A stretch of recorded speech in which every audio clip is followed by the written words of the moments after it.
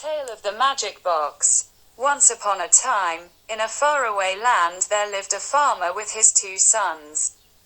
He worked hard and looked after his farm, his cattle, and orchard regularly. He did not take a break and toiled with his laborers throughout the year. It was little wonder that he had fields finest in the village. His cattle and sheep were the best in the village. Choicest fruits and vegetables grew in his garden and orchard. During the monthly fair, where all village folks met to sell their wares, his was the best of the lot. His neighbors envied and said, "There goes Manohar, his sons are fortunate to have him as a father. They are going to inherit all this when he dies." Manohar had 2 sons. The elder one was Ravi and the younger Hari. However, Manohar what could do with his farm, his land and his cattle, he could not do with his sons. They were not interested in following their father's footsteps. Ravi was a warrior and was more interested in arms and fighting, while Hari liked music and the fiddle. Manohar secretly wished, "I wish I had a son who loved farms more than arms and one who liked cattle better than fiddle." He worried about what will happen to his lands, but decided he had to go with what he had, and hoped for the best. One day, he asked his sons, "What is it that you want to do in life?" Ravi was quick to reply, "I want to join the army. I want to serve the country and make you proud." Hari seemed not so sure about what he wanted to do. "Well, I like music, and I may become a musician, but think I will have to practice harder." "Okay," the farmer said. "Ravi, you go and join the army, and fulfill your wish." Then he turned to Hari. "You two can work towards your dream, but meantime, help me with my work as well."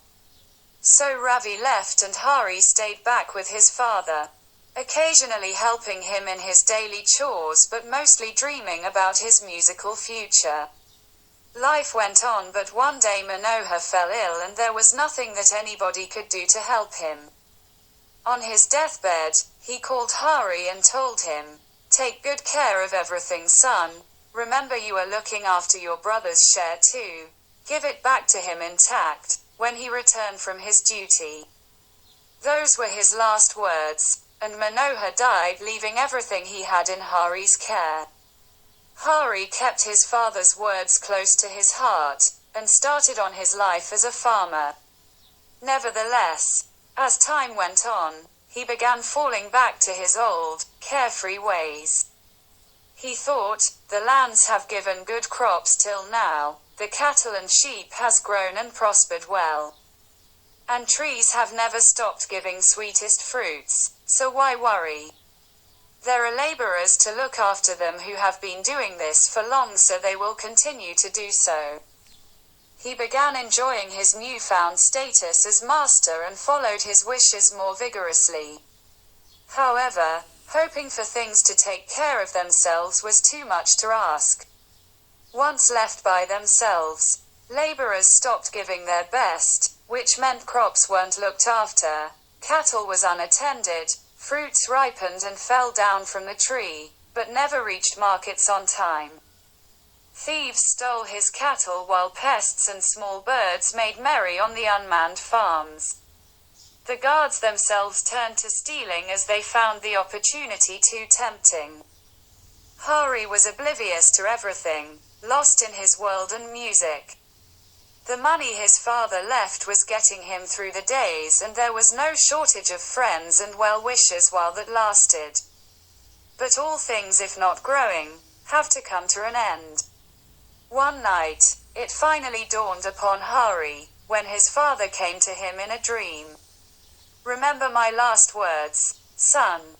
Remember to give your brother his share, or more if possible," was all he said. Hari was relieved his father did not scold him for being careless, but once out of bed, he went to take stock of his brother's share. That soon turned to panic, as he learned about the real situation. The farm was nowhere near what it was when his brother left, and he had nothing. No money or accounts to show him. He thought, what will he think? He may even send me to jail. And no one can blame him for that also. Panic turning to fear. He approached his friends and well-wishers from the village. But they laughed him off, and said, he hasn't come back till now, maybe he won't ever. Why worry? Enjoy. But Hari wasn't sure of that. He did not want his brother dead and he wanted him to come back. The thought of showing him the real situation made him panic, and he was running around in the village. His neighbors and others were having a good laugh at him. We warned you so many times. You did not look after your farm, and you always dismissed us. So now suffer. Nobody came forward to help him and they were all happy at his misery, and he couldn't blame them also for his own wrongdoings. There was one shepherd boy in the crowd, who was considered a simpleton by everybody. But only he gave something which seemed like a solution to Hari. The boy said, Master, why don't you go to the old lady on the mountains? Who can do magic? Who knows, she may bring your lost fortunes back through magic. For once, Hari took serious notice of the shepherd boy and climbed up the mountain. The old woman lived in a cave-like house, too old to even move around, but her ears seem all right. She listened to his whole story. Please help me, old woman, bring my fortunes back. I will ever be grateful, Hari pleaded. The old woman took time to think, then went inside, and when she came back she had a small box in her hand, with a tiny hole on top. The box was locked and welded with brass strips.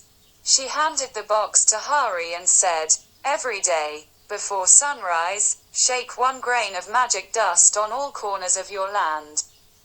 And watch the magic happening. Hari's relief was beyond words. He took the magic box, thanked the old woman and quickly left for home. Next day he woke up earlier than he had ever done and went with the box to the fields and started the routine as the lady said. But while doing it, he noticed the crops were half uncut in the fields. He also noticed the cut ones had not been taken inside or properly dried, and his laborers were sleeping comfortably. Beginning to get angry, Hari woke him up and sent him off to fields, with instructions to do their job properly. He repeated the same routine in the cattle sheds and orchards. Hari had to shout him off the beds, and chase them to start on their duties. Laborers were shocked and whispered to each other, the master in the field. Now God saves us. This routine was repeated every day. Hari went on shaking his magic dust in fields, and his laborers had to keep up with him. Every day, he found items that were left unattended and made sure it was taken care of.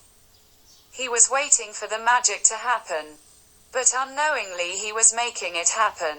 Within time, his farm, orchards and cattle began to prosper and seemed well on the way to the state when his father was alive. Unfortunately, his brother never came returned. He may have been killed in the war, but the good times came back for Hari. He got married to a good girl and had 2 sons. Time passed and while on his deathbed, he asked his sons to open the magic box he believed in so much, which brought his good days back. The lock was opened and inside there was nothing except some sand and a note which said, "The magic is in the master's eye and what your property needs is your attention.